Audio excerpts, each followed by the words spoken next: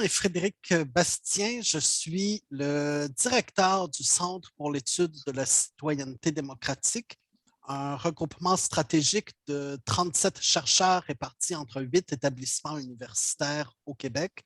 Je vous souhaite la bienvenue à cette table ronde à qui l'Élysée regarde sur la présidentielle française de 2022. Cette table ronde est organisée aujourd'hui en collaboration avec le Centre Jean Monnet, que dirige ma collègue Laurie Beaudonnet, et qui réunit une trentaine de chercheurs et d'étudiants qui travaillent sur la politique européenne. La chaire de recherche du Canada en démocratie électorale, dirigée par ma collègue Ruth Dassonville à l'Université de Montréal, et le Centre d'études et de recherche internationale de l'Université de Montréal, le CERIUM, dirigé par mon collègue Frédéric Mérand, que je tiens particulièrement à remercier puisque c'est Frédéric qui, l'automne dernier, avait eu l'idée d'organiser un événement, une série d'événements en lien avec la présidentielle française de 2022.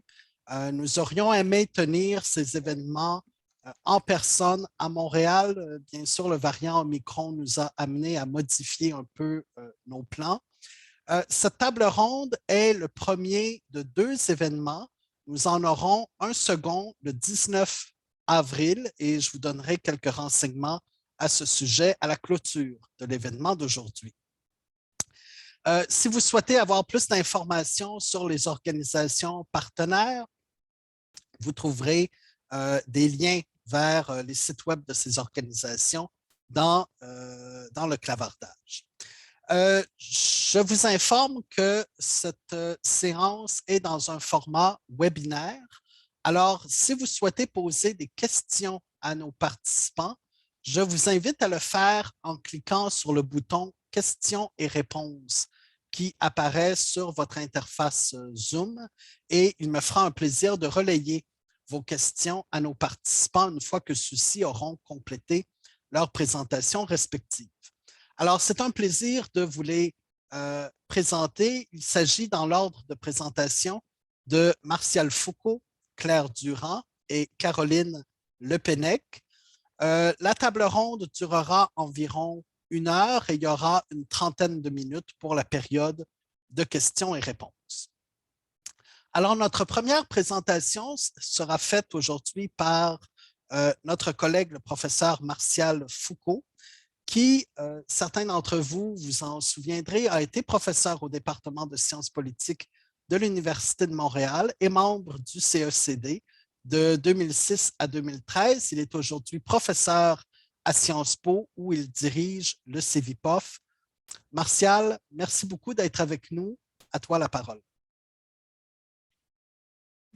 Merci Frédéric. Merci à toutes, merci à tous pour cette invitation. Je rejoins le vœu de Frédéric que l'organisation en présentiel aurait certainement été tout aussi intéressante, voire plus conviviale. Mais je suis très heureux d'être avec vous ce midi pour vous, ce soir pour moi. Et je remercie aussi toutes les institutions organisatrices de l'événement. J'espère que l'élection présidentielle suscitera beaucoup de réactions. Je vais me contenter pendant une vingtaine de minutes de vous présenter ce qui me semble être à la fois des enjeux, des éléments de discussion et des premières analyses que l'on peut mener à partir d'enquêtes d'opinion publique que effectivement le CEVIPOF à Sciences Po a mené au cours des derniers mois. Alors, je vais partager mon écran avec ces éléments de présentation. Il y a beaucoup de choses, mais ne soyez pas inquiets, je vais en garder pour la période de questions et réponses si on doit revenir sur des points qui susciteraient un intérêt. Alors, ce que je vous propose, c'est d'aborder trois thèmes au cours de cette présentation. Un premier thème qui a trait essentiellement au contexte et institutionnel et sur la perception de l'élection présidentielle dans un contexte français au long cours depuis un demi-siècle. Qu'est-ce que nous dit cette élection présidentielle et pourquoi les Français sont aussi attachés, de façon parfois paradoxale, à cette élection présidentielle. Dans un deuxième temps, je vous présenterai des éléments qui, souvent, et ça permettra peut-être de faire une transition avec la présentation de Claire, sur la fiabilité des intentions de vote pour cette élection présidentielle, vu que tous les candidats sont désormais connus. Et puis, dans un troisième temps, j'aborderai de façon plus prospective ce qui me semble être des éléments qui nous permettent de comprendre différemment aujourd'hui comment cette élection se structure et quels sont les nouveaux clivages de mon point de vue, et je suis prêt à en discuter, nouveaux clivages qui structurent la vie politique française. Et je pense qu'avoir en tête ces clivages nous permettent de dépasser certaines lectures qui, malheureusement, n'ont plus le même pouvoir explicatif qu'elles pouvaient avoir par le passé. Alors, bon, comme probablement vous le savez toutes et tous, mais c'est toujours bon de le rappeler, sur les règles du jeu de cette élection présidentielle, un scrutin uninominal à 2 tours, majoritaire, premier tour dans 30 jours, le 10 avril 2022, et puis un deuxième tour 14 jours, 2 semaines plus tard, le dimanche 24 avril, avec un collège électoral de 47 millions de Français inscrits sur liste électorale. On estime que c'est environ 7 à 10 millions de Français qui sont mal inscrits sur liste électorale et qui finalement ne prendront pas part à cette élection. Mais le scrutin du premier et deuxième tour devrait concerner 37 millions de Français, 12 candidats qui ont été validés par le Conseil constitutionnel, 4 femmes, et parmi ces 12 candidats, 7 étaient déjà présents à la précédente élection présidentielle, et 2 d'entre eux, Marine Le Pen et 3 d'entre eux, Marine Le Pen, Jean-Luc Mélenchon et Nicolas Dupont-Aignan, présents à l'élection de 2012. Donc là, ce sont les fidèles de l'élection présidentielle. Un point qui est peut-être périphérique, mais je trouve que c'est assez intéressant parce qu'on peut le voir dans d'autres contextes, le nombre de candidatures depuis que la première fois cette élection s'est tenue au suffrage universel direct en 1965. Vous observez à l'écran que le nombre de candidats, 112 candidats plus 65, on est pour cette élection 2022 vraiment dans la moyenne du nombre de candidatures, le pic ayant été atteint en 2002 avec 16 candidats, donc ce qui a des effets aussi sur la répartition, la fragmentation des voix obtenues dès le premier tour. Mais pour 2022, 12 candidats, l'âge moyen des candidats est de 55 ans, et ici vous avez à l'écran l'évolution de la moyenne d'âge. Alors qu'est-ce que ça nous dit, cette moyenne d'âge ou l'âge des candidats? Ça nous dit qu'il y a très peu de différence sur les dernières années sur l'âge des hommes et des femmes candidates, en particulier pour 2022. Si on regarde un petit peu plus loin dans le temps, ici vous avez une représentation pour chaque élection présidentielle, le nombre de candidats, et vous avez le score obtenu au premier tour et au deuxième tour, le deuxième tour étant représenté par ces petits points orangés. Mais ça nous donne des éléments sur la compétition politique. On observe que quand même très souvent la compétition politique pour cette élection présidentielle, c'est toujours structuré, noué autour de 2 candidats du premier tour qui s'affrontaient au deuxième tour. Et depuis 2017, on voit bien que l'élection s'est jouée autour de 4 candidats. On observe que Emmanuel Macron est singulier dans son élection en 2017 et dans sa candidature en 2022 comme étant un des plus jeunes candidats, et le plus jeune qui l'a emporté en 2017 et qui a quelques chances sérieuses de l'emporter en 2022.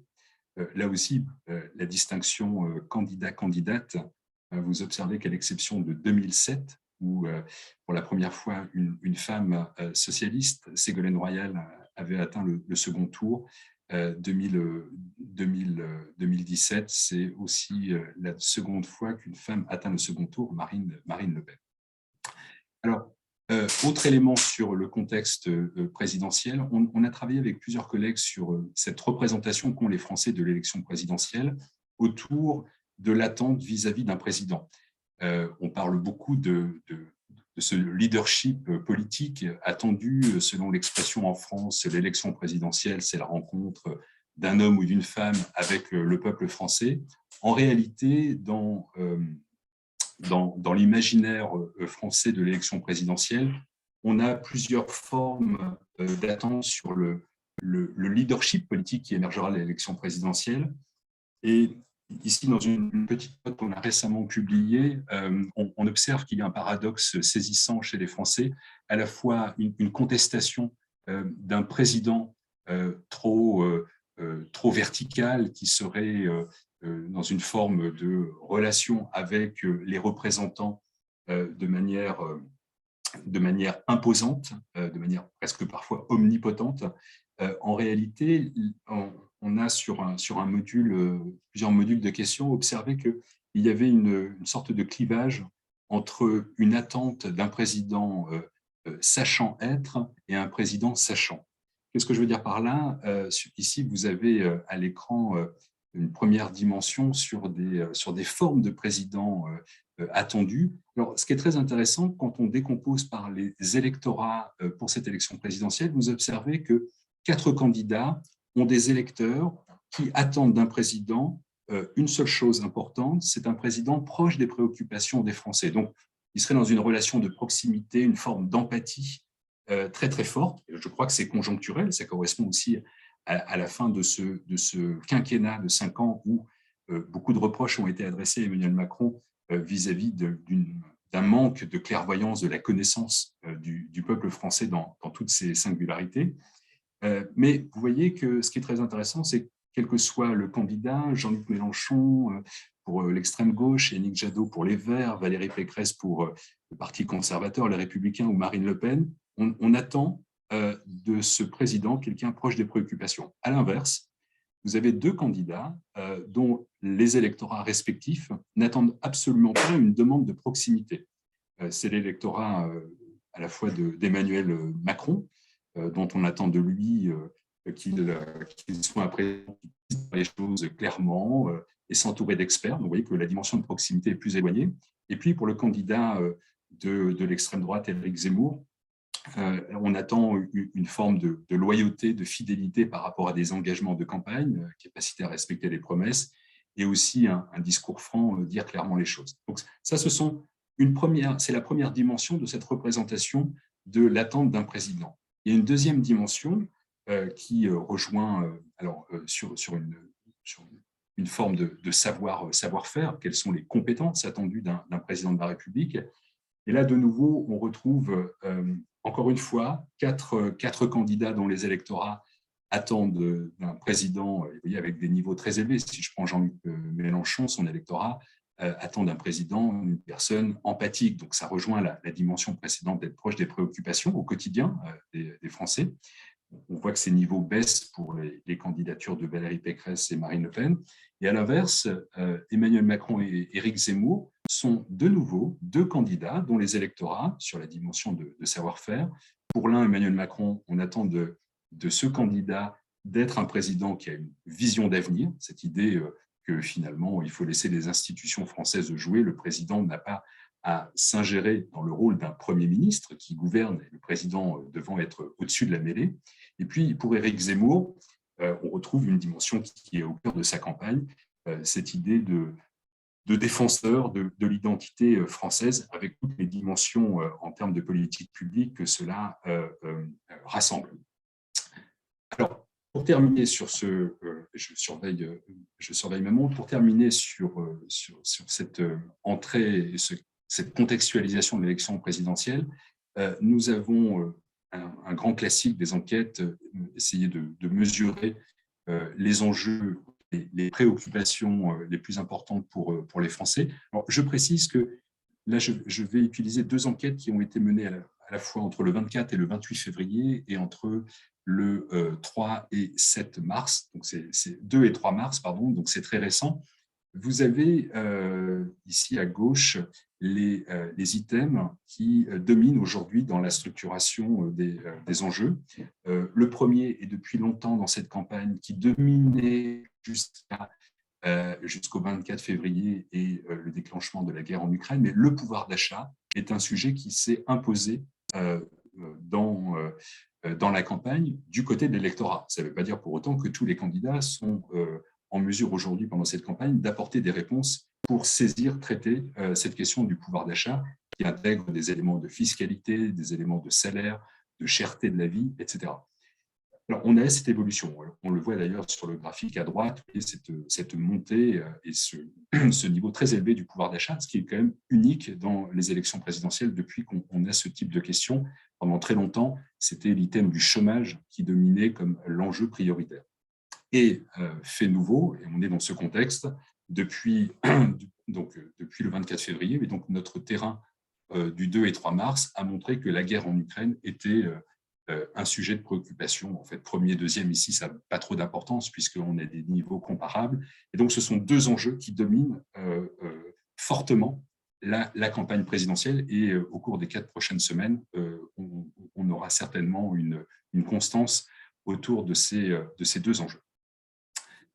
Si on regarde un peu plus attentivement entre électorats, je dirais que on observe, il y a un élément, et je ne vais pas décliner ici l'interprétation de chacun de ces thématiques, mais chaque candidat, cette idée de propriété d'un enjeu, on l'observe assez facilement. Là, vous avez l'évolution en l'espace de 3 mois.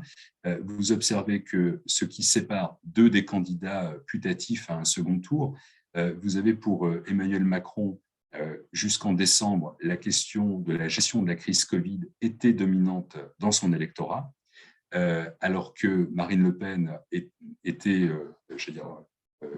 avait des électeurs dont il considérait que et l'immigration et le pouvoir d'achat devaient être les thèmes de campagne.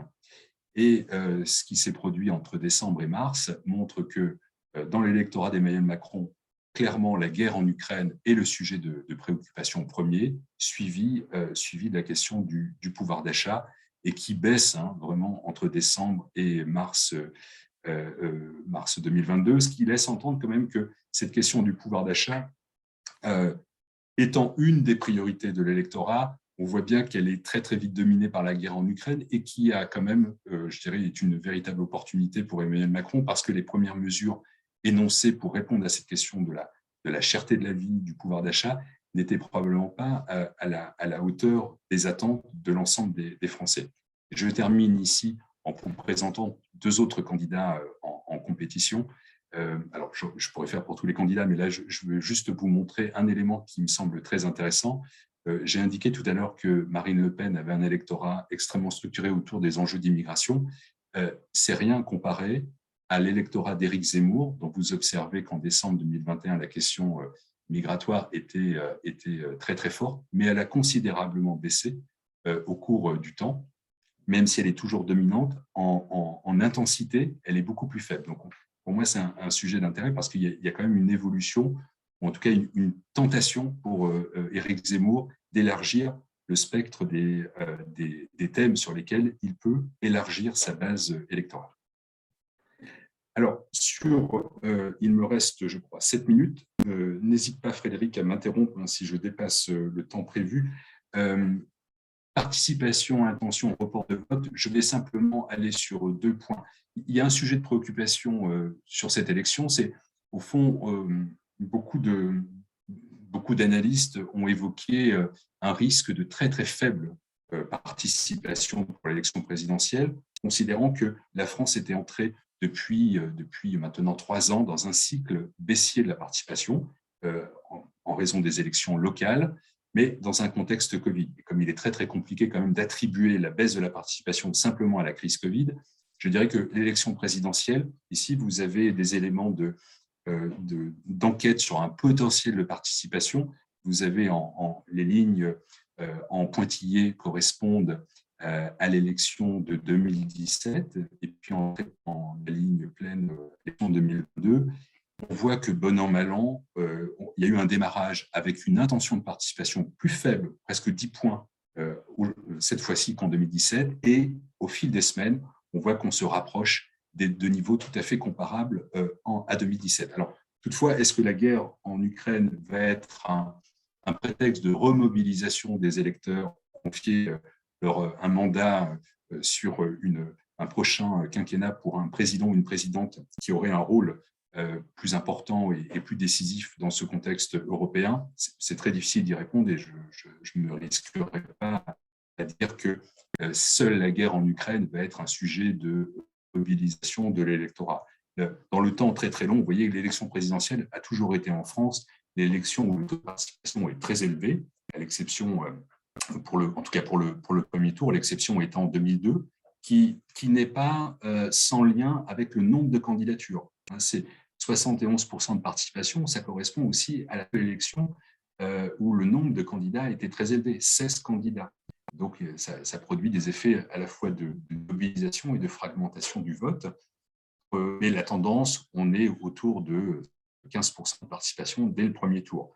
Le point de vigilance, c'est que dans 6 semaines après le deuxième tour de l'élection présidentielle, se dérouleront les élections législatives, où là, on observe de manière tendancière depuis maintenant 40 ans, une baisse très très forte de la participation à cette élection législative, et qui, d'une certaine manière, renvoie à ce que j'évoquais tout à l'heure sur une forme de leadership présidentiel, c'est-à-dire qu'il y a une demande contradictoire ou paradoxale d'un président à qui une sorte de président super Premier ministre, qui à la fois préside et gouverne, et malgré tout, les Français ne se mobilisent pas pour l'élection législative pour confier une majorité au Parlement, et donc ce qui donne au président une sorte de super pouvoir dans la définition de l'agenda législatif, alors qu'il devrait se contenter simplement de l'agenda exécutif. Bon, je vais passer très vite, on pourra y revenir sur la structure du profil sociodémographique des personnes certaines d'aller voter et celles qui aujourd'hui ne se sont pas décidées, mais on retrouve des éléments assez classiques dans les travaux de sciences politiques sur les déterminants de la participation. Il y a toujours un effet très très fort du niveau d'éducation et de l'effet de l'âge. Sur les intentions de vote, je ne vais pas épiloguer parce que ici, les intentions de vote, je peux juste apporter 2 points méthodologiques. À la fois, c'est une intention de vote donc, qui est sur un échantillon de 13 600 personnes. Et sur ces 13 600 personnes, nous ne retenons que les personnes qui sont certaines d'aller voter. Donc, on réduit l'échantillon de près de 30%. Et ici, vous avez l'intention de vote, la toute dernière que nous avons produite, qui est, comme vous le voyez, un rapport de force, un bond assez spectaculaire pour le président sortant, crédité de 30,5% d'intention de vote dès le premier tour, créant un écart par rapport au second, au troisième, quatrième, cinquième, extrêmement important, ce qui conduirait certains à considérer que l'élection est déjà jouée. Bon, peut-être que pour le premier tour, les chances de qualification d'Emmanuel Macron n'ont jamais été aussi importantes. En revanche, pour le second tour, je dis bien dans une seconde, les mobilisations ou les reports de vote des différents électorats est à prendre en compte. Ce qui est très important dans cette intention de vote, vous avez remarqué certainement, c'est la faiblesse de l'ensemble des gauches. Jean-Luc Mélenchon avec 12%, le seul candidat aujourd'hui en mesure de disputer une qualification du second tour. Mais si je fais la somme de l'ensemble des voix pour les candidats et candidates de gauche, vous observez qu'on a un quart de l'électorat en France qui choisirait un candidat de gauche. Alors, j'y reviendrai dans la conclusion sur est-ce que c'est le champ du signe des gauches en France, ou bien est-ce qu'il y a un phénomène, comme certains le laissent entendre, une droitisation de la société française. Donc, j'y reviendrai sur les clivages. Bon, ça, c'est l'évolution. On va aller vers la conclusion. Conclusion. Grande stabilité pour les intentions de vote, sauf ce décollage les derniers jours pour Emmanuel Macron, profitant de la guerre en Ukraine, et donc une sorte de demande de conservatisme et donc de statu quo dont bénéficie un président sortant. Alors, je vais passer très vite. Ici, les intentions de vote de second tour que nous avons donnent à chaque fois une écrasante avance pour Emmanuel Macron, quel que soit le candidat qui se qualifierait au second tour. La candidate qui résiste le mieux étant Marine Le Pen, c'est-à-dire, mais un petit peu mieux qu'en 2017. Je rappelle qu'elle avait obtenu 33% face à Emmanuel Macron au second tour. Alors, en forme de conclusion, je voudrais juste, je vais passer tout ça, ça c'est les évolutions au cours du temps des familles politiques et ces évolutions. Je vais peut-être insister sur un point. Je terminerai là-dessus pour la discussion. On a beaucoup discuté de l'évolution d'Emmanuel Macron, de son positionnement idéologique, avec une question qui était souvent abordée en se disant: est-ce que Emmanuel Macron n'a pas été élu par effraction en 2017 en prétendant être un candidat au-delà des clivages idéologiques, c'est-à-dire être un candidat ni de gauche ni de droite? Alors, vous voyez ici à gauche, donc là, c'est un travail qui a consisté à représenter l'autopositionnement idéologique des électeurs en fonction de leur choix de vote. Donc, sur une échelle qui va de 0 à 10, 0 extrême gauche, 10 extrême droite. Ce qu'on observait en 2017, c'est que le pic d'intensité de l'électorat d'Emmanuel Macron se situait à 4. Alors, 4, ça veut dire quoi sur cette échelle? Qu'il était plutôt de centre-gauche. Donc, et c'est son héritage, j'allais dire, professionnel et politique. En 2022, donc à partir de l'enquête de mars dernier, on voit que l'évolution d'Emmanuel Macron est passée de 4 à 6. Donc aujourd'hui, il n'y a plus de discussion pour savoir si c'est un candidat de gauche ou un candidat de droite. Il est clairement positionné un petit peu plus à gauche que Valérie Pécresse, mais vous voyez que la distance qui le séparait de François Fillon, elle était considérable en 2017. Donc il n'appartenait pas au même espace. En 2022, ça a profondément évolué. Et une interprétation que l'on peut faire, c'est pas simple. La perception de son électorat qui considère qu'Emmanuel Macron est plus de droite que de gauche, mais c'est aussi une partie de son électorat qui était de gauche idéologiquement, qui aujourd'hui n'est plus de gauche. Donc c'est à caractériser comme étant de gauche. Non, ils ne sont plus de gauche. Ce sont des électeurs qui aujourd'hui s'auto-positionnent à droite. Et ce sont des électeurs qui ont voté en 2012 Hollande et qui avaient, pour certains d'entre eux, déjà voté Macron en 2017, mais pas tous. Certains avaient choisi la candidature de Benoît Hamon. Et donc, en conclusion, je dirais que ce qui me semble être intéressant, donc une modification, une transformation du clivage gauche-droite, mais aussi une transformation d'une dimension plus subjective dans l'explication du vote et qui rejoint un peu des travaux qu'on avait conduits après l'élection 2017. Et je trouve que ça, c'est très intéressant parce que quand on prend une dimension moins objectivable, c'est-à-dire on dépasse simplement la question de l'âge, du niveau d'éducation, de la position sociale, du lieu de résidence, une pratique religieuse, quand on prend des dimensions beaucoup plus subjectives, comme notamment le bien-être ou le niveau de satisfaction dans la vie menée, on observe que sur les électorats, aujourd'hui, dans cette élection présidentielle, vous voyez un clivage considérable qui oppose Emmanuel Macron à Éric Zemmour et un petit peu Marine Le Pen. C'est le clivage, je dirais, des classes malheureuses opposées aux classes heureuses. Et donc Emmanuel Macron est le candidat qui capte les classes heureuses, ceux pour qui la vie menée est très positive. Et à l'inverse, et contrairement à 2017, Éric Zemmour a totalement supplanté Marine Le Pen dans sa capacité à attirer à lui des classes malheureuses. Or, on dit qu'Éric Zemmour a un électorat très éduqué, plutôt âgé, très sensible au débat d'idées, urbain. En fait, c'est une lecture qui est tronquée, qui est incomplète. On peut avoir cette catégorie de gens qui ont réussi leur vie, mais tout en étant subjectivement très malheureux de leur propre destin, de leur propre sort. Et je trouve que c'est un élément intéressant à avoir à l'esprit pour comprendre comment cette compétition présidentielle se structure. Voilà, j'ai dépassé de 3 minutes. Merci beaucoup. Merci beaucoup, Martial. Je vous rappelle que si vous souhaitez poser des questions à nos participants, vous pouvez le faire par écrit en cliquant sur le bouton Q et R de votre module Zoom.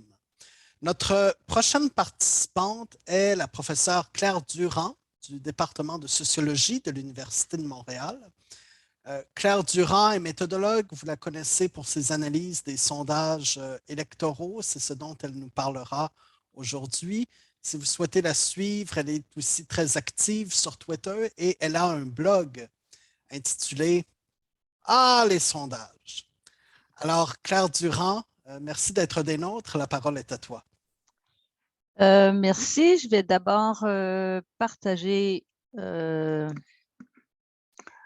mon... oui, il faut que je fasse le partage. Un instant.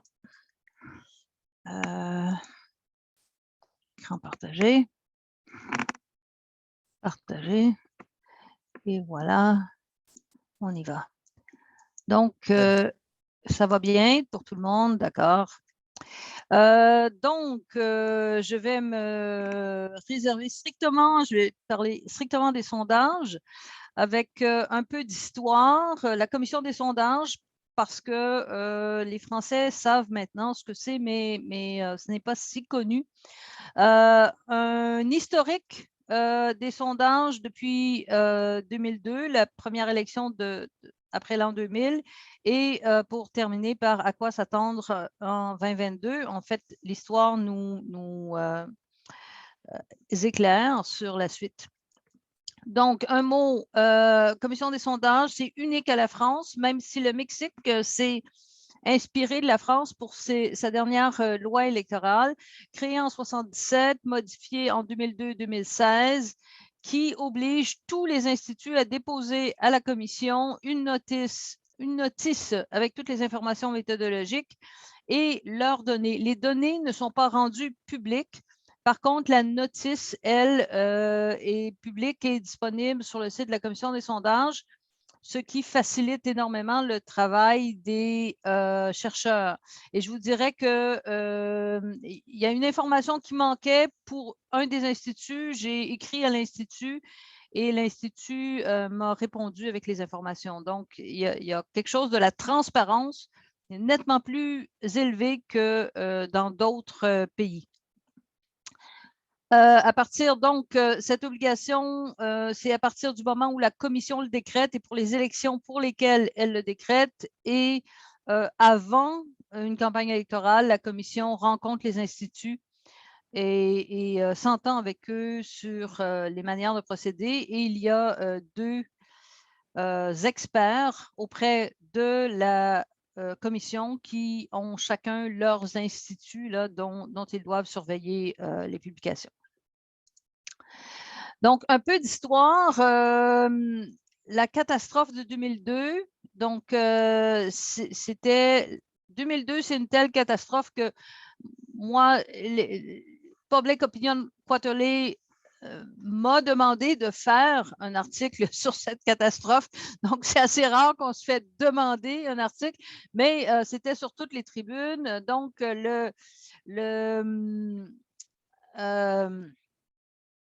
tous les sondages prévoyaient publiquement un deuxième tour Chirac-Jospin. Je dis bien publiquement parce que maintenant, on sait qu'il y avait deux instituts qui, dans leurs chiffres, avaient Le Pen au deuxième tour, mais n'ont pas publié ces chiffres. Ils les ont modifiés. Alors, cette élection a montré une surestimation des candidats de gauche, de l'ensemble des candidats de gauche par 5,6 points et donc une sous-estimation des candidats de droite et particulièrement pour Jean-Marie Le Pen qui a terminé deuxième. Ça a amené une révision des exigences de la commission qui a obligé les sondeurs pour l'élection suivante à déclarer d'avance comment les résultats bruts seront traités et les a obligés aussi à utiliser une seule pondération et la maintenir tout le long de la campagne électorale, alors qu'avant, ça variait même de semaine en semaine. Et il y avait quelque chose qu'on appelait la pondération par l'expérience professionnelle du sondeur et qui permettait donc au sondeur de dire, bon, si un candidat est passé de 2 à 4 points, je vais le mettre à 3 points parce que ce serait trop, etc. Donc, de jouer un peu sur les données. Donc, l'obligation de demeurer avec les mêmes méthodes pendant toute la campagne et de demander des questions sur plus d'un scénario plausible au deuxième tour. Ça, c'est important. En ce moment, on a 4 scénarios, mais à l'époque, en 2002, toutes les questions sur le deuxième tour portaient seulement sur Jospin versus Chirac. 2007, donc 5 ans plus tard, les estimations des sondeurs, dans les faits, ne sont pas meilleures qu'en 2002, mais ils ont bien prédit les deux finissants. Et donc, personne n'en a beaucoup parlé, mais je me rappelle d'avoir rencontré des sondeurs qui disaient « on est mort de rire parce qu'on sait qu'on n'a pas fait mieux ». mais c'est toujours bien de prédire les bons gagnants. En 2007, Le Pen a été surestimé, contrairement à 2002, et autant surestimé qu'il avait été sous-estimé en 2002. On a, à cause des interventions de la commission des sondages, on a maintenant une meilleure information sur les pratiques des instituts et la pondération par l'expérience professionnelle du sondeur a été interdite. En 2007, les premiers sondages web apparaissent par la firme OpinionWay. 2012, c'est une année intéressante parce que c'est une année de transition où il y a à la fois des sondages téléphoniques et des sondages web. Et parmi les sondages web, il y a des gens qui font ce qu'on appelle en France le Access Panel, le panel de volontaires. Mais il y a aussi un sondeur qui utilise le téléphone pour recruter des répondants web. Et ça nous donne ceci, c'est-à-dire que les deux principaux candidats, Hollande et Sarkozy, sont très bien prédits. Vous l'avez ici. Par contre, Marine Le Pen, à ce moment-là, est sous-estimée et Mélenchon est surestimé. Et ce qu'on va voir, c'est que les méthodes ne donnent pas les mêmes estimations. Donc, on va voir plus loin que ça a une certaine importance. Dans le cas qui nous occupe, les sondages web sont meilleurs. Ils vont mieux estimer Hollande, ils l'estiment plus bas, et mieux estimer Le Pen, qu'ils estiment plus haut que les sondages téléphoniques, qui est la ligne noire continue ici en bas. Les sondages web, la ligne pointillée. Donc, les sondages web ont mieux estimé Le Pen que les sondages téléphoniques. On est rendu en 2017. C'est une excellente prédiction des sondages. Je vous dirais que sur Twitter, il y avait des Américains qui suivaient les sondages français et ils disaient « mais c'est pas possible, parce que ce qui les étonnait surtout, c'est qu'il y avait très peu de variations entre les estimés des diverses firmes de sondage. On va y revenir. Moi, je leur ai demandé « qu'est-ce que vous aimez le mieux, des bonnes prédictions avec peu de variabilité ou des mauvaises prédictions avec beaucoup de variabilité? » Ils ont dit des bonnes prédictions avec peu de variabilité, mais on va expliquer pourquoi il y a ce peu de variabilité. Ce que je trouve important de vous montrer, c'est que ceci est un mois avant l'élection, c'est-à-dire à peu près à la période où on se situe maintenant dans cette élection-ci. Alors, regardez, Mélenchon, un mois avant l'élection, il était à 13%, il a fini à 19,6%.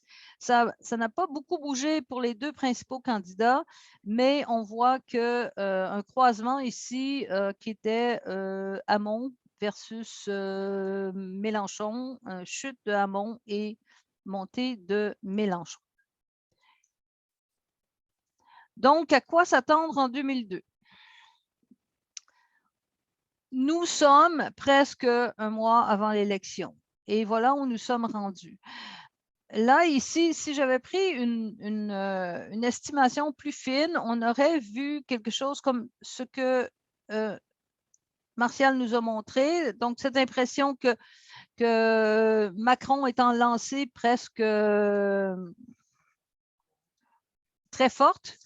Mais on va voir que ces deux sondages ont une particularité.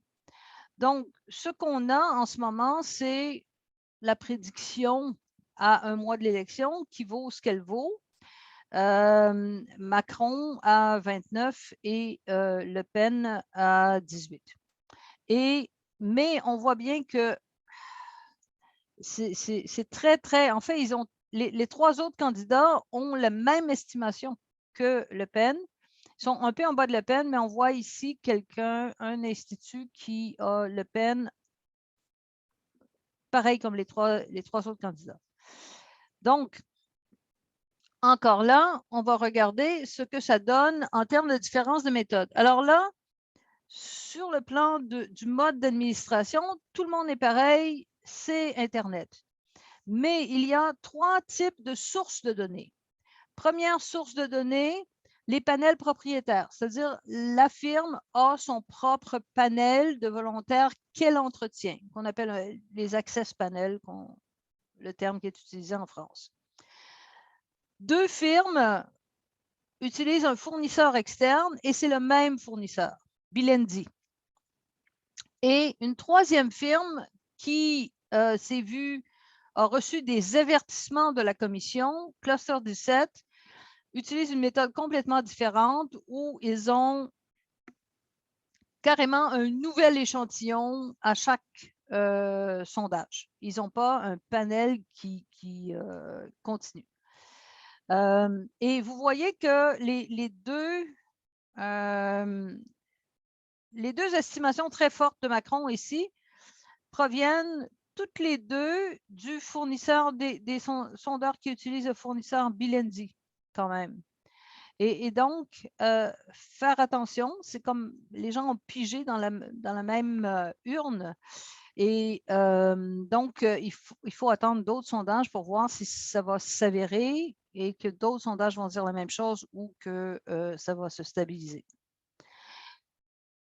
Toujours, différence de méthode pour Mélenchon. Ici, la ligne mauve en haut, c'est Cluster 17. Cluster 17 se différencie de tous les panels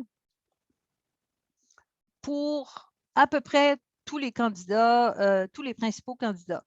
Donc, plus fort pour Mélenchon et plus faible pour Le Pen. Alors, qu'est-ce que ça veut dire exactement? On va le savoir le jour de l'élection. Mais c'est un estimé qui est différent. Vous voyez que c'est quand même pas, c'est pas 10 points de différence, mais c'est un estimé qui est différent pour le moment. Donc, à quoi s'attendre? Il y a un fort mouvement vers Macron et plus faible vers Mélenchon. Macron n'a pas beaucoup bougé en 2017 à 24 %. Maintenant, il bouge et il est rendu à 29-30 %. Le Pen, deuxième, stabilité presque totale de ses intentions de vote depuis janvier à 18 %, alors que elle était en 2017, elle était à 25 %, mais là, on comprend que Zemmour était chercher une partie de son électorat. Mélenchon était exactement à la même place à 13 % en 2017, à un mois de l'élection. Il a terminé à près de 20 %. Et Pécresse est en chute. Le Pen et Zemmour donc, sont relativement stables. Donc, en conclusion, il y a un sondeur, Cluster 17, qui utilise une source d'échantillon différente et qui estime l'appui à Mélenchon plus élevé, l'appui à Le Pen plus faible. C'est les résultats du sondage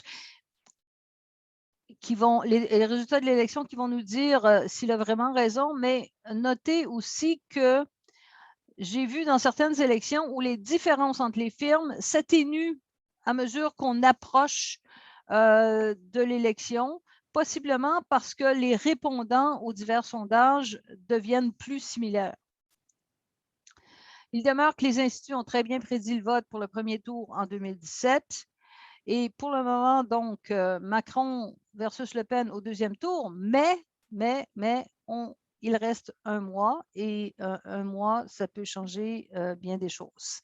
Et voilà, je vous remercie. Merci beaucoup, Claire, pour cette présentation. Nous passons maintenant à notre troisième panéliste, la professeure Caroline Lepennec. Caroline est une spécialiste en économie politique, en microéconomie. Elle s'intéresse aussi beaucoup aux méthodologies de recherche, méthodologies quantitatives et aux campagnes électorales. Elle a étudié donc en politique publique et en sciences économiques et détentrice d'un doctorat en sciences économiques de l'Université de Californie, Berkeley. Elle est maintenant professeure adjointe au département d'économie appliquée de HEC Montréal. Alors, Caroline, merci d'être des nôtres. La parole est à toi. Merci beaucoup, Frédéric, pour cette introduction et merci à tous les membres du public d'assister au panel.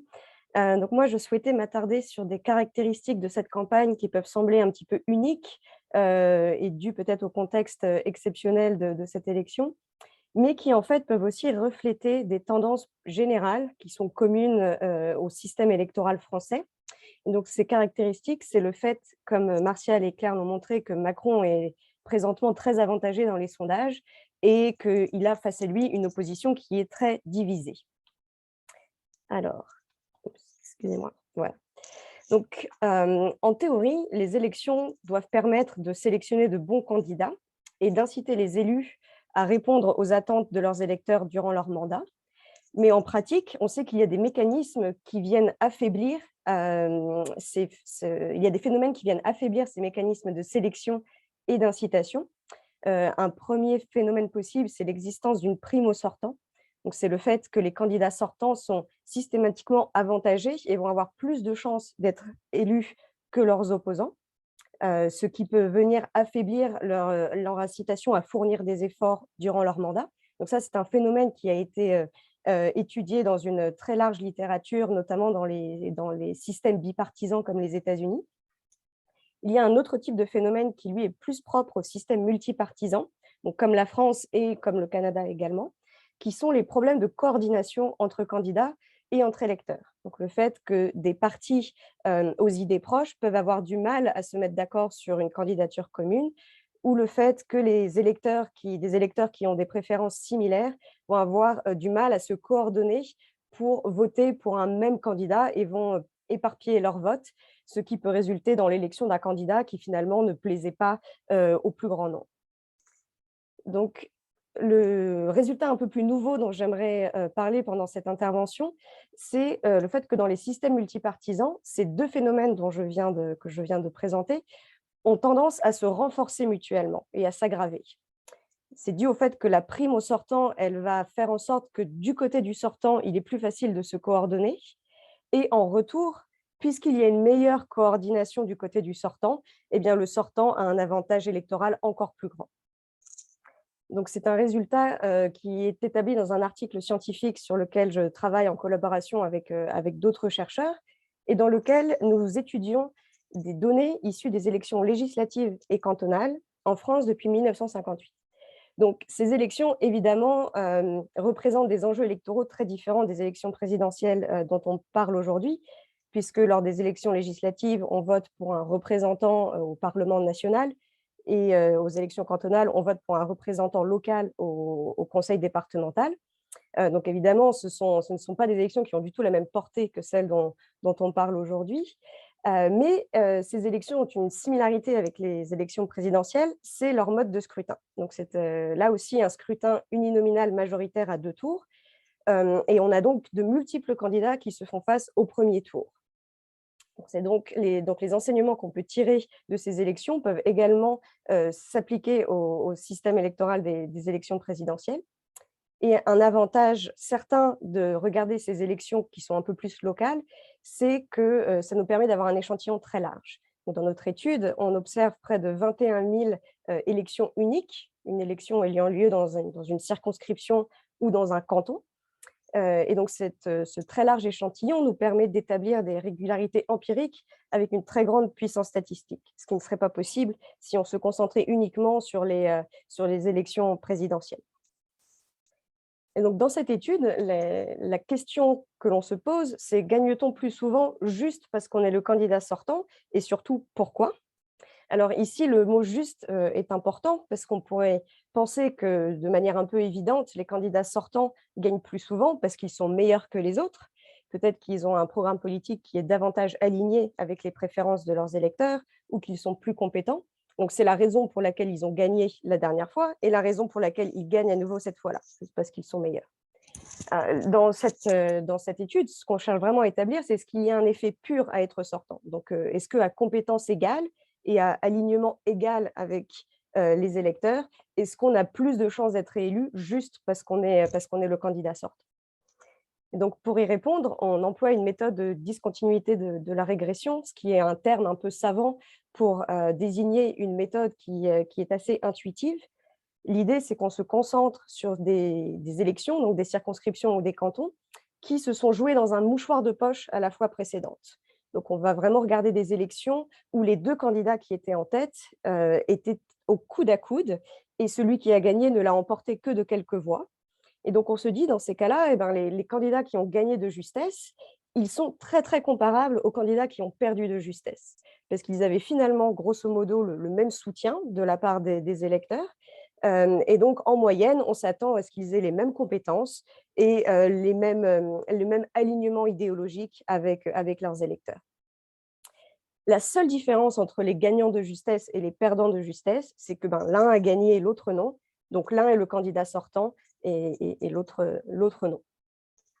Donc, grâce à cette méthode, on peut établir qu'il y a un effet très fort à être le candidat sortant, puisqu'avoir gagné l'élection précédente augmente la probabilité qu'on gagne à nouveau. Et cette probabilité augmente de 25 points de pourcentage. Donc, vraiment un avantage très fort à être le candidat sortant dans ces élections législatives et cantonales. Et cet effet, il est tiré par deux choses. Le fait que les candidats sortants vont plus souvent se représenter par rapport aux perdants et que s'ils se représentent, ils ont aussi plus de chances de gagner. Alors maintenant, ce qui est intéressant, c'est de s'interroger sur les mécanismes. Donc, pourquoi est-ce qu'il y a cette telle prime au sortant, notamment dans ces élections où il y a plus de deux partis dans la course? Et est-ce qu'on retrouve ces mécanismes dans la campagne actuelle? Alors, un premier mécanisme qu'on identifie dans cette étude, c'est que les sortants ont un certain avantage à faire campagne. Donc, ils vont avoir tendance à avoir peut-être plus de ressources que les perdants. Et on arrive également, on mesure que leur communication a tendance à être un peu plus originale et un peu plus personnalisée. Alors, ça, c'est un effet, encore une fois, qu'on identifie dans les élections ou les élections législatives. Est-ce qu'il y a un parallèle avec la présidentielle 2022 et avec la campagne actuelle? C'est peut-être un petit peu dur à dire parce que pour l'instant, on voit que Macron est très en retrait dans sa campagne, ce qui, du coup, d'une certaine façon, fait qu'il est peut-être plus original que les autres puisqu'effectivement, il n'a pas du tout la même stratégie de campagne, semblerait-il, que ses opposants. Mais qu'en est-il vraiment du contenu de sa communication? Ça, c'est un petit peu difficile à dire. Peut-être qu'on va avoir une montée en puissance dans le mois qui vient et que cet effet un petit peu de ressources va se faire ressentir. Pour l'instant, ce n'est pas forcément le cas. Un deuxième mécanisme qu'on identifie et qui est particulièrement pertinent, je pense, pour cette campagne, c'est que les candidats sortants ont plus de facilité à passer des accords entre partis d'un même camp idéologique. Donc, les candidats sortants vont faire moins souvent face, on va avoir une concurrence plus faible au sein de leur propre camp. Et par symétrie, ça veut dire que les perdants, leurs opposants, eux, doivent faire face à plus de concurrence au sein de leur propre camp idéologique. Et donc ça, c'est vraiment un mécanisme qui s'illustre dans cette campagne, parce qu'on voit qu'au centre, ou plutôt au centre droit, comme Martial nous l'a dit, finalement, Macron est un peu le seul candidat. Il n'y a personne d'autre dans ce camp-là qui vient lui faire concurrence. À l'inverse, on voit que dans les partis d'opposition, il y a une très grande difficulté des partis à s'entendre sur un candidat commun. Donc, c'est certainement le cas à gauche. C'est aussi un petit peu le cas à l'extrême droite, avec l'apparition de Zemmour qui vient faire concurrence à Marine Le Pen.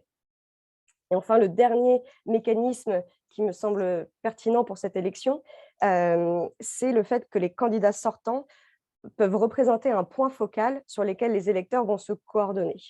C'est l'idée que si les électeurs hésitent un petit peu entre différents candidats, ils ne savent pas trop lequel serait vraiment le plus proche de leur préférence idéologique, par exemple, eh bien, ils vont peut-être avoir tendance à voter davantage pour le candidat sortant parce que c'est celui qui attire le plus l'attention, celui qui est le plus connu. Et donc, les électeurs vont peut-être se dire que les autres électeurs vont faire la même chose qu'eux et que donc, pour que leur voix soit vraiment utile, ils vont se coordonner sur ce candidat sortant. Donc, ce phénomène de point focal, on peut le retrouver sur le candidat sortant, mais sur d'autres candidats aussi. Donc, dans cette étude dont je vous parle, on montre également que les candidats qui se sont qualifiés de justesse au second tour la fois précédente vont également bénéficier de cet effet de point focal et vont avoir plus de voix à la fois suivante que ceux qui ne se sont pas qualifiés de justesse. Et là, je cite une autre étude qui utilise également des données françaises pour montrer que le rang a un effet similaire. Donc, les candidats qui sont de justesse mieux classés que les autres, à la fois précédente, vont également avoir un avantage électoral à l'élection suivante. Et donc ça, on peut éventuellement voir un parallèle avec la convergence des sondages sur Jean-Luc Mélenchon à gauche, qui était donc le candidat qui était présent la fois précédente et qui est aussi le candidat qui s'en est le mieux sorti à gauche en 2017. Et également, peut-être, ça peut être une des raisons pour lesquelles Marine Le Pen également s'en sort mieux actuellement que Zemmour dans les sondages, parce qu'évidemment, elle s'est qualifiée au second tour la fois précédente et qu'elle représente un point focal dans ce camp idéologique-là. Et donc, pour conclure, je dirais que cette élection présidentielle, malgré tous les aspects un petit peu exceptionnels qui l'entourent et les caractéristiques qui la rendent unique, elle illustre finalement assez bien des tendances beaucoup plus générales, comme le fait qu'il y a un avantage intrinsèque à être le candidat sortant, le fait qu'il y ait une coordination difficile entre partis et entre électeurs quand il y a plus de 2 partis dans une élection, et donc le résultat un peu plus nouveau que je vous présente ici, qui est qu'il existe un renforcement mutuel de ces 2 phénomènes. Et donc en termes d'implication, on peut se dire que la présence d'une telle primo sortant, elle est problématique dans la mesure où elle pourrait empêcher le remplacement des élus par des candidats qui seraient finalement meilleurs, qui seraient soit plus compétents, soit mieux alignés avec les préférences de leurs électeurs. Et donc ça, c'est un problème qui est vrai pour les élections multipartisanes, mais aussi pour les élections où il n'y a que 2 partis, comme aux États-Unis par exemple. Un problème qui est vraiment très spécifique au système multipartisan, c'est ces problèmes de coordination. Et comme je vous l'ai montré ici, ces problèmes de coordination sont plus forts, sont plus graves du côté des perdants que du côté du sortant.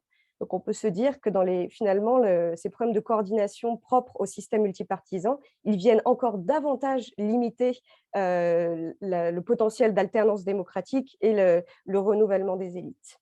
Donc finalement, en guise d'ouverture, on pourrait se demander si le fait de privilégier un système bipartisan plutôt qu'un système multipartisan, est-ce que cela favoriserait ou non une meilleure alternance démocratique?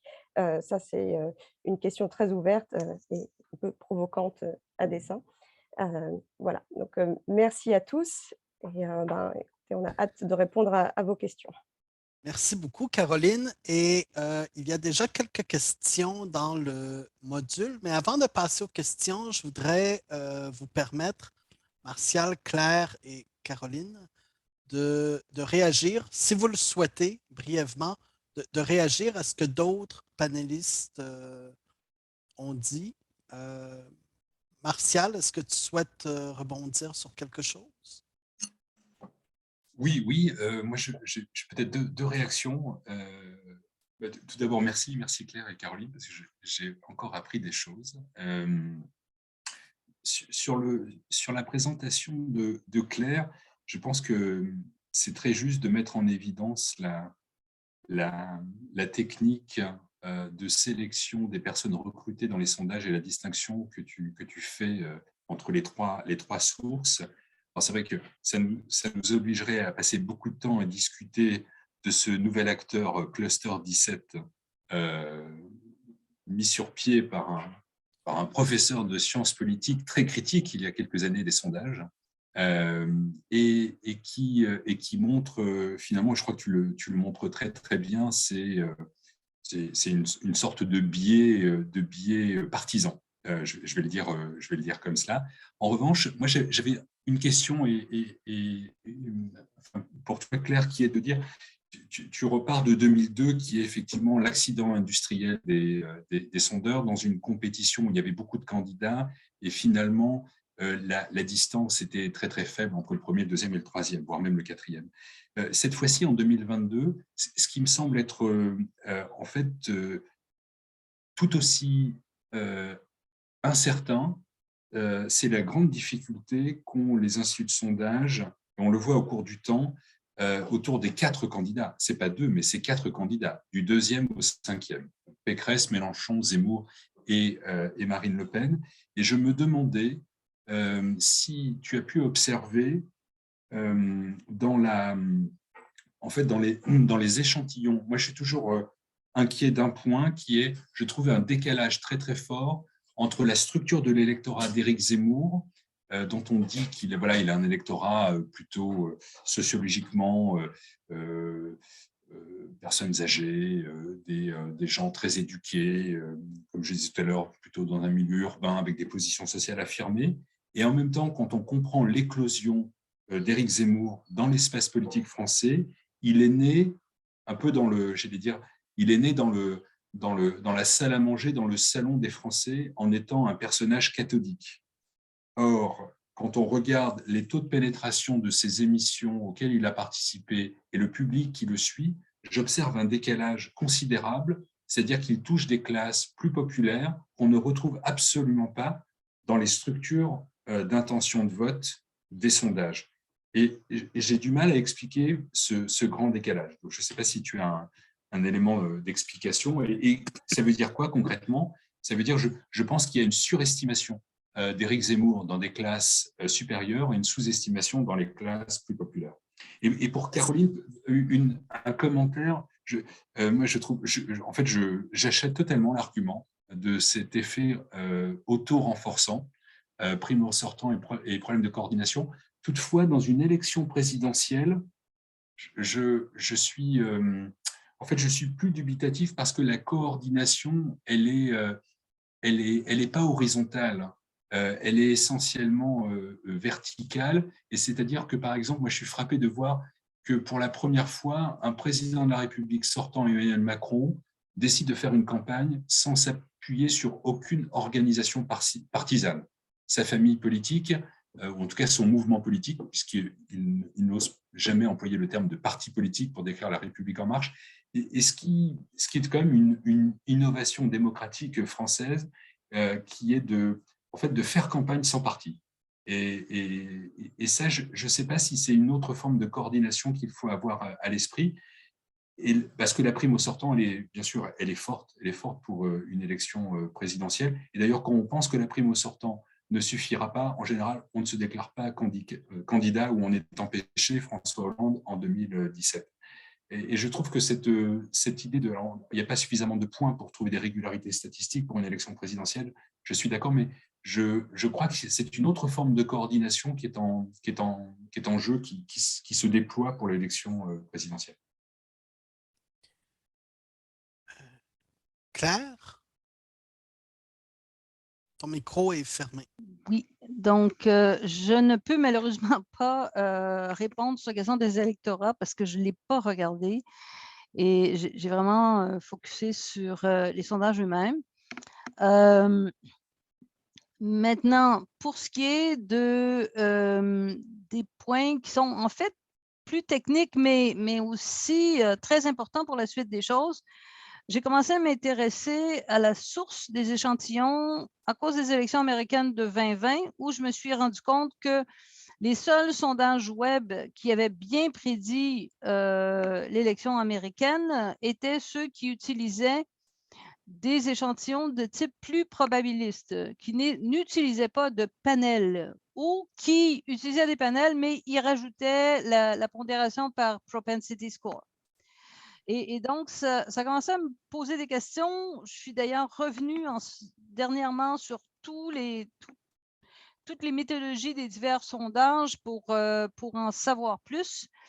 Et là, donc, je me suis intéressée à la question française pour m'apercevoir, entre autres parce qu'il y a eu ce truc sur Cluster 17. Et j'étais assez surprise parce que c'est un peu comme si la commission des sondages dit il y a une seule manière de faire des sondages Internet, c'est par panel. Or, partout ailleurs, on a des critiques assez fortes sur l'utilisation des access panels. Et puis, je dirais même que chez les sondeurs américains, entre autres, il y en a beaucoup de sondeurs Internet qui lâchent les access panels ou qui essaient de faire des modes multiples d'administration ou d'avoir des sources multiples. Donc, j'ai trouvé ça assez intéressant. J'ai communiqué avec M. Dormagen. On a eu une discussion d'1h30 sur sa méthode. Il a été extrêmement transparent sur comment il procédait, d'où ça venait, qu'est-ce qu'il avait en plus, etc. Et je dirais que EPOR maintenant considère, puis le British Polling Council aussi dit, finalement, le critère, c'est la transparence. Okay? Donc, on n'a pas à juger des méthodes parce que sinon, on n'avancera pas. On ne va pas laisser émerger de nouvelles méthodes qui améliorent possiblement les méthodes précédentes. Donc, l'important, c'est la transparence. Donc, vous dire, Dormagen est transparent, les sondeurs français sont beaucoup plus transparents que les sondeurs américains parce qu'ils y sont obligés, entre autres. Finir là-dessus, mon hypothèse était que Cluster 17 aurait plus de variance dans ses estimations que les deux qui utilisaient Bilendi parce qu'ils étaient sur la même source et les 4 autres qui utilisaient leur panel propriétaire. Réponse à cette question, non. La variance est la même partout et elle est très faible. Et quant à moi, elle est très faible parce qu'il y a une chose que tous les sondeurs font de la même manière, c'est qu'ils pondèrent tous par le vote déclaré à l'élection précédente. La seule différence, c'est qu'il y en a qui utilisent uniquement l'élection de 2017, d'autres qui utilisent 2 élections, mais c'est la seule différence et cette pratique-là réduit automatiquement la variance dans les sondages. Et voilà. Caroline? Oui, donc pour répondre à ton commentaire rapidement, Martial, je suis tout à fait d'accord que les mécanismes propres aux élections présidentielles peuvent différer de ceux qu'on identifie dans des élections plus locales et qu'il y a peut-être d'autres enjeux de coordination qui se passent à la présidentielle. Ce que je trouve plutôt ce qui semble illustrer quand même la tendance générale qu'on voit dans d'autres élections, c'est au-delà de la position un peu particulière de Macron, c'est vraiment cette division des partis, notamment à gauche, qui ne parviennent pas du tout à passer d'accord entre eux, que ce soit du coup la France insoumise, les Verts et le Parti socialiste n'arrivent pas du tout à s'accorder. Et on peut y voir là donc ce problème de coordination que je mentionnais, qui est renforcé par le fait qu'en restant systématiquement dans l'opposition, il devient de plus en plus difficile, semblerait-il, pour ces partis de se coordonner. Donc on voit quand même au sein de cette élection la mise en œuvre de mécanismes qu'on a pu voir en œuvre à d'autres élections et présidentielles, mais aussi dans d'autres types d'élections en France et qui sont probablement à l'œuvre également dans d'autres pays qui utilisent des systèmes électoraux similaires et dans lesquels il y a plusieurs partis qui se font concurrence notamment. C'est intéressant puisque ça rejoint plusieurs questions qui sont posées par nos auditeurs sur la reconfiguration du paysage politique et partisan français. Par exemple, Frédéric Mérand dit Macron semble avoir réussi son pari de fragmenter la gauche et la droite. Où voyez-vous le plus grand potentiel de réorganisation du paysage politique? Dominique Giroux nous se demande, après la présidentielle, à quoi ressemblera la carte politique française? Y aura-t-il une recomposition totale du champ politique et des partis? Les républicains, s'ils ne se qualifient pas au second tour et surtout s'ils terminent aussi bas, continueront-ils d'exister? À quoi ressemblera la gauche par la suite avec la fragmentation extrême de l'électorat et aussi à l'approche des législatives? Et sur la même veine, Marwan Jundi écrit « On est habitué à la division de la gauche et à son affaiblissement aux élections présidentielles. La nouveauté de cette élection est-elle la reconfiguration de l'offre politique à droite? Avec la faiblesse de la droite, avec la candidature de Pécresse comparée à Sarkozy 2012 ou Fillon 2017, et la division de l'extrême droite, Le Pen, Zemmour, Dupont, Aignan. Donc, comment voyez-vous, qui veut s'avancer sur la reconfiguration du système partisan, du paysage politique français?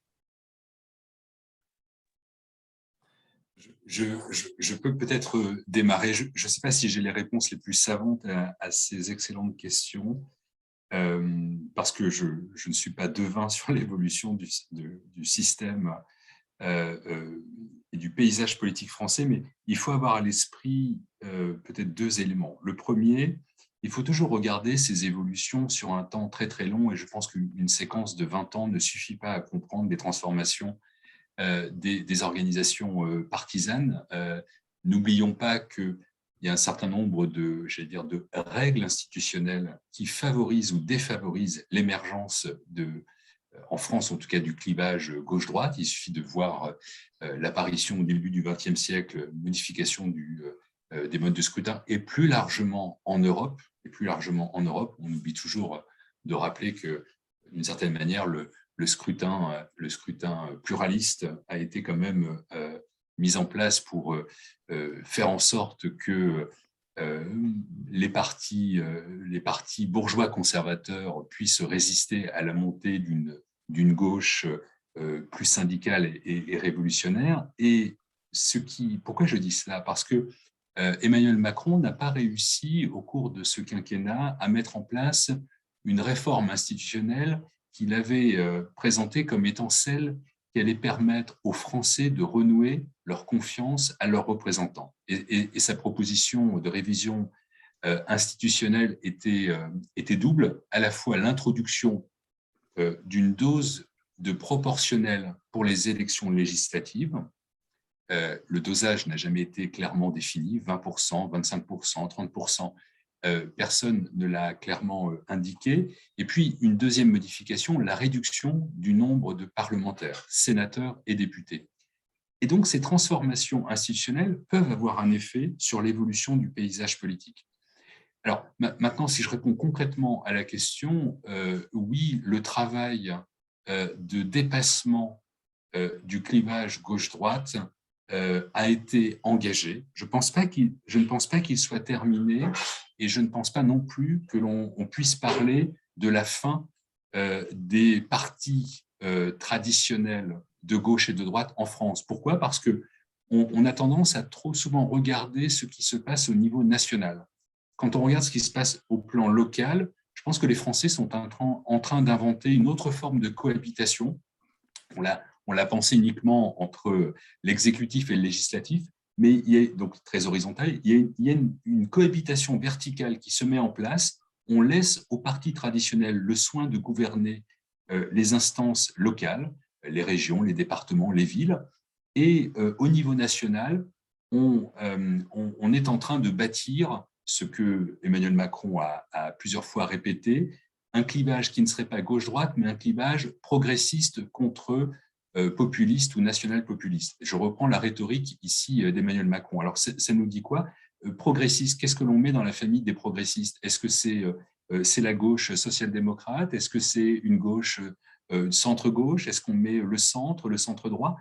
Et en fait, on n'a pas les éléments de réponse à ces questions. Moi, je découvre, en regardant l'évolution depuis 2012, que le phénomène, pour moi, le plus saisissant, c'est une forme de conversion d'un électorat, quand on regarde sur des dimensions de valeur et d'attitude, un électorat de gauche qui se convertit non pas à la droite, mais qui se convertit à cette forme d'un centre très très large, comme dans les années 70 en France. Et ça, c'est une nouveauté. Et le centre, à la fin des années 70, a été attaqué sur sa frange droite à l'époque, avec l'émergence du RPR, parti de droite. Donc, ce que construit aujourd'hui Emmanuel Macron, pour répondre à Frédéric, n'est pas inscrit dans le marbre. C'est-à-dire que, et d'ailleurs on le voit, comment un président à lui seul pourrait inscrire sur un temps très très long une famille politique dont il ne souhaite pas l'institutionnaliser. La République en marche, le parti du président, n'est pas dans une logique d'institutionnalisation. Sinon, il aurait réussi certainement à s'installer localement. Et or, c'est l'échec total. Donc, je pense que cette mutation du paysage politique français ne repose pas simplement sur la volonté des électeurs. Il y a le poids des règles institutionnelles, et puis deuxièmement, je crois que c'est plutôt une autre forme de cohabitation, les partis traditionnels pour le local et les nouvelles recompositions, les nouvelles alliances au plan national. Est-ce que quelqu'un d'autre veut poursuivre là-dessus, sur la reconfiguration du paysage politique? Non? J'aurais une question pour Claire, je crois. Il y a un auditeur qui croit constater que les sondages ne bougent pas ou très peu avant et après les débats d'entre-deux tours, est-ce que vous pensez qu'ils sont déterminants dans la campagne? Est-ce que vous pensez que les débats d'entre-deux tours tendent à devenir déterminants du fait de la montée de l'abstention, de l'indécision ou de la défiance des Français vis-à-vis des politiques? Claire, à partir de l'évolution des sondages dans chaque campagne électorale, est-ce qu'il y a certains patrons que tu observes par rapport au débat et au débat d'entre-deux tours, notamment?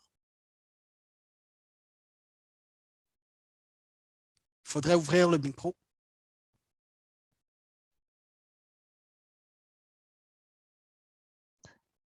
En fait, il n'y a justement pas de patron.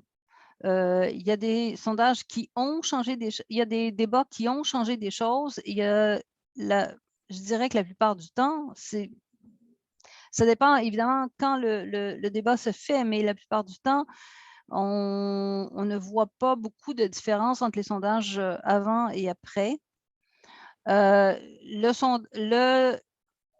Le débat qui, pour moi, est mémorable, c'est un débat qui a eu lieu au Canada en 1997, où Jean Charest était dans le débat. Alors, pour les Canadiens, ça va dire quelque chose. Les intentions de vote pour le Parti conservateur avaient monté de 7 points après le débat. Donc, ça, c'est mémorable. Mais c'est la seule fois où je peux me souvenir d'une telle situation. Il y a des moments où les sondages se sont modifiés après le débat, mais où on ne peut pas l'attribuer au débat. Donc, c'est possiblement un mouvement qui existait déjà avant le débat et qui a continué après le débat. Entre deux tours maintenant. Là, effectivement, il faudrait aller voir tous les débats qui ont été faits et voir les sondages. Il y a souvent peu de sondages en France dans l'entre-deux tours, si je me rappelle bien. Et ces sondages-là sont habituellement extrêmement bons parce qu'en fait, on fait juste une règle de 3. On dit pour qui vous avez voté au premier tour, pour qui. Donc, on redresse par le vote déclaré au premier tour et puis on fait le truc. Je voulais peut-être en profiter pour ajouter deux choses. Je viens d'avoir un autre sondage qui donne Macron à 31, Le Pen à 17 et Zemmour à 11. Non, Mélenchon à 11, m'excuse. Donc, qui donne un portrait un peu différent, en tout cas qui confirmerait la montée de Macron. Deuxième chose, par rapport au débat un peu technique avec Martial, ce qui est très différent maintenant dans les sondages par rapport à 2002, c'est que quand on regarde le brut et le redressé, il n'y a à peu près pas de différence. Alors qu'en 2002, on avait du 4% pour Le Pen, en redressé, ça donnait 15%. Donc, c'était vraiment. Donc, on peut penser que ça s'est beaucoup amélioré sur le plan de l'échantillonnage. Caroline, tu as les débats font partie des objets que tu aimes examiner dans tes recherches. Oui, c'est pour ça que je voulais peut-être faire une intervention rapide pour confirmer tout à fait ce que vient de dire Claire. Donc, effectivement, j'ai une autre étude dans laquelle on utilise des données d'enquête autour d'une trentaine de débats qui ont eu lieu dans 7 pays différents, dont pas la France, malheureusement. Donc, mais on peut imaginer que les résultats s'appliquent au débat français également. Et donc, on utilise une méthode économétrique qui nous permet vraiment d'isoler l'effet des débats. Ce que disait Claire, c'est que souvent, c'est difficile de savoir si on peut attribuer vraiment au débat les changements qu'on voit dans les sondages juste après. Donc là, on pense que la méthode qu'on utilise, elle nous permet vraiment d'isoler l'effet pur des débats. Et la conclusion, c'est que les débats ne servent à rien en termes de formation des choix de vote. Donc, les débats n'aident pas du tout les électeurs à converger vers leur décision finale. Martial? Non, oui, je suis d'accord avec tout le monde. Je rajouterai une précision par rapport au point empirique évoqué par Claire. Dans dans le cadre de l'élection de 2017, l'entre-deux tours, le fameux duel qui a opposé à la télévision Marine Le Pen à Emmanuel Macron, je ne peux pas attribuer à la performance ou la sous-performance de Marine Le Pen un effet dans les sondages, mais il y avait à l'époque, si je ne dis pas de bêtises, 7 sondages qui ont été publiés dans l'entre-deux tours, et on estime que chaque jour qui a séparé le débat télévisé du second tour, Marine Le Pen a perdu chaque jour 2%, 2 points de pourcentage. Je ne sais pas s'il faut attribuer simplement à l'entre-deux tours un effet sur le vote, mais ça a eu un effet en tout cas sur les intentions de vote.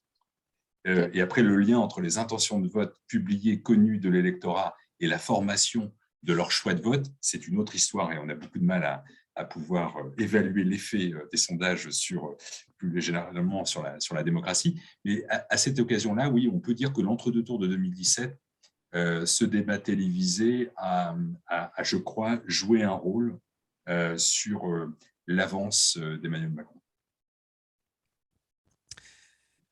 Sur un tout autre sujet, il y a des pays où il est très facile d'être inscrit sur les listes électorales.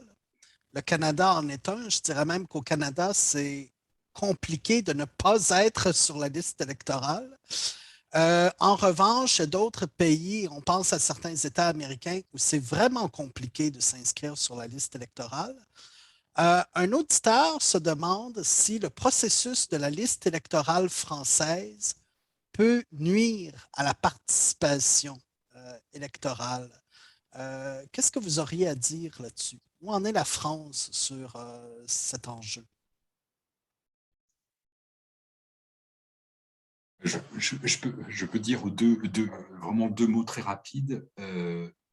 Jamais il n'a été aussi simple pour un primo-votant d'être inscrit sur liste électorale, c'est-à-dire tout jeune qui a l'âge légal pour participer à une élection, c'est-à-dire 18 ans, est automatiquement inscrit sur la liste électorale.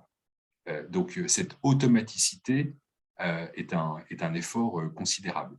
Un deuxième point, on parle toujours, comme je disais au début de mon intervention, je dis bien une estimation parce que c'est très compliqué. La liste électorale, c'est une propriété de l'Institut national de la statistique en France qui organise par le recensement ces éléments de connaissance des personnes inscrites sur liste électorale. Et donc, on estime entre 7 et 10 millions le nombre de personnes qui sont mal inscrites. Mais ceci n'est pas un stock, c'est un flux. Donc, d'une élection à l'autre, on peut avoir des évolutions. Et la mal-inscription concerne beaucoup de jeunes de moins de 25 ans, c'est-à-dire en particulier les étudiants qui ont été automatiquement inscrits dans la commune de résidence de leurs parents et qui ne font pas leurs études dans la commune de résidence de leurs parents pour beaucoup. Donc là, il y a une mal-inscription. Et puis, il y a aussi une autre forme de mal-inscription liée tout simplement à des mobilités résidentielles, des déménagements pour raisons professionnelles. Et on oublie de s'inscrire. Alors, il y a eu une évolution cette année où on a habituellement, c'était toujours le 31 décembre, la veille d'une élection, où on devait s'inscrire. Un processus administratif, se rendre dans un lieu dédié à l'inscription ou à la modification de l'inscription. Cette année, il y a eu une évolution où on a étendu la période jusqu'au 4 mars. Donc, ça, c'est une amélioration. Et je termine en disant un point qui, parfois, pour moi, est assez paradoxal, c'est-à-dire qu'on fait des efforts sur la facilité ou la facilitation de l'inscription, mais dans le même temps, la France, en tout cas le Parlement et le Sénat et l'Assemblée nationale ont beaucoup discuté des instruments permettant de faciliter la participation, notamment en temps de Covid, puisqu'il y a eu des élections locales. Et la France est dans une contradiction totale, refusant le vote par correspondance, tel qu'il existe aux États-Unis ou il existe en Allemagne, mais en même temps, on autorise le vote par procuration. Et l'argument qui est avancé est de dire, oui, mais si on vote par correspondance, le principe de la discrétion, de la sérénité avec lequel on décide serait pollué, serait perturbé par les entourages dans un vote par correspondance. mais on l'autorise le vote par procuration, avec les mêmes phénomènes de perturbation. Donc, je dirais que c'est à se demander si cette question de l'inscription sur liste électorale est un sujet réellement pris au sérieux, si je devais être un peu provocateur. Caroline? Je voulais donner un petit peu des faits empiriques sur ce que vient de dire Martial. Donc, sur cette question de l'inscription sur les listes électorales, il y a une grande expérience qui a été organisée par des politologues et un économiste avant l'élection de 2012, qui consistait à aller frapper aux portes des gens pour leur proposer de les inscrire sur les listes électorales. Donc, c'était des volontaires qui remplissaient le formulaire avec les personnes contactées et qui ensuite allaient déposer le formulaire à la mairie. Donc, ça réduisait à 0 le coût de s'inscrire sur les listes électorales. Et les conclusions de cette étude, c'est qu'effectivement, quand les gens se sont inscrits parce qu'on leur proposait de le faire pour eux, eh bien, ils vont davantage voter. Donc, cela favorise vraiment la participation électorale. Et ce sont aussi des gens qui ont tendance à davantage voter à gauche. Donc, on peut imaginer que le fait d'avoir un processus d'inscription qui est coûteux, ça a non seulement un impact sur la participation, mais potentiellement aussi en termes de représentation, puisqu'on voit que c'est un type d'électeur particulier qui se retrouve systématiquement pénalisé par un coût important à s'inscrire sur les listes. Alors, il y a les électeurs qui ne sont pas il y a les citoyens qui ne sont pas inscrits sur la liste électorale. Il y a aussi ceux qui choisissent de s'abstenir de participer aux élections. Et on terminera, si vous permettez, avec une question de Ruth d'Assonville qui se demande, dans un scénario où Marine Le Pen ne se qualifierait pas au deuxième tour, mais où Macron et Pécresse se qualifieraient au deuxième tour, que feront, d'après vous, les électeurs de gauche? Est-ce qu'ils resteront à la maison? Je peux répondre à Ruth et que je salue. Je vais dire un mot avant que tu répondes à Ruth. Vas-y, Claire. Le scénario Macron-Pécresse est à peu près impossible pour le moment. Okay. Donc, c'est une question vraiment hypothétique. Vas-y, Martial, réponds. Non, mais c'est une question que l'on peut d'ailleurs rattacher à la présence d'une candidate comme Marine Le Pen. Parce que, en fait, la question que pose Ruth autour des mobilités et des reports de vote sont très intéressantes. Je réponds en mettant tout simplement ici à l'écran, dans ce scénario, Valérie Pécresse contre Emmanuel Macron. Alors, j'ai juste perdu trop de fenêtres ouvertes. Je ne vais pas partager, ou alors est-ce que c'est possible? Oui, pardon. Je partage tout de suite en montrant ces évolutions. Les voici. En fait, est-ce qu'il y a une démobilisation de l'électorat de gauche? Oui, très grande démobilisation. Puisque qu'est-ce que l'on voit? On voit que dans le scénario Pécresse-Macron, les électeurs de Jean-Luc Mélenchon, premier tour, ou du communiste Fabien Roussel, privilégient l'abstention, massivement, 2/3 d'entre eux. L'électorat de Yannick Jadot et Anne Hidalgo ont des comportements très proches, c'est-à-dire un électeur sur 2 choisirait Macron et un électeur sur 3 choisirait l'abstention. Bon, à l'inverse, on a une mobilisation très très forte de l'électorat d'extrême droite, mais encore une fois, là aussi, il n'y a pas un réservoir de vote très très grand pour la candidate Pécresse, parce qu'un électeur sur 2 de Marine Le Pen, Éric Zemmour, choisirait l'abstention plutôt que le vote Pécresse. Et pourquoi je dis que c'est à rattacher d'une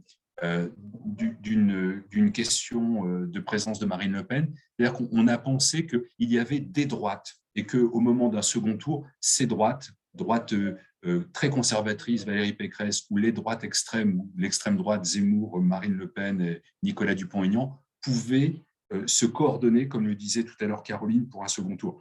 En fait, cela ne peut pas se produire parce que les éléments de clivage dans ces droites, il n'y a pas que des sujets comme l'immigration ou la sécurité qui les divisent. Et donc, ces éléments de tension et d'opposition empêchent cette coordination. Donc, oui, la gauche sera fortement démobilisée, et en particulier un électorat de gauche qui aurait voté Emmanuel Macron en 2017, s'estimant profondément, pour certains déçus, pour d'autres trahis, ne seront pas mobilisés au second tour. Et donc, il n'y aura pas cette idée d'un front républicain pour empêcher l'extrême droite d'accéder au pouvoir. Et puis, deuxièmement, ce phénomène est vrai aussi à droite. Ne pensons pas que ça aurait un appel d'air pour faire que toutes les droites convergent autour du candidat ou de la candidate la plus éloignée du centre ou des gauches. Donc, je crois que ces idées un peu arithmétiques à faire la somme pour un second tour ne sont vraiment pas pertinentes pour cette élection. Merci beaucoup. Je clôturerai cette activité en vous invitant à vous joindre à nouveau à nous dans l'entre-deux tours, justement, puisque le mardi 19 avril, à la même heure, 11h30, nous recevrons la professeure Nona Mayer du Centre d'études européennes et de la politique comparée de Sciences Po et directrice de recherche émérite au CNRS pour discuter du deuxième tour de ces élections. Martial Foucault, Claire Durand, Caroline Le Pennec, je vous remercie beaucoup de votre participation à cette table ronde et je remercie tous les auditeurs qui se sont joints à nous. Vous étiez autour d'une centaine à un certain moment, donc merci beaucoup de votre présence et à très bientôt. Merci. Merci à vous.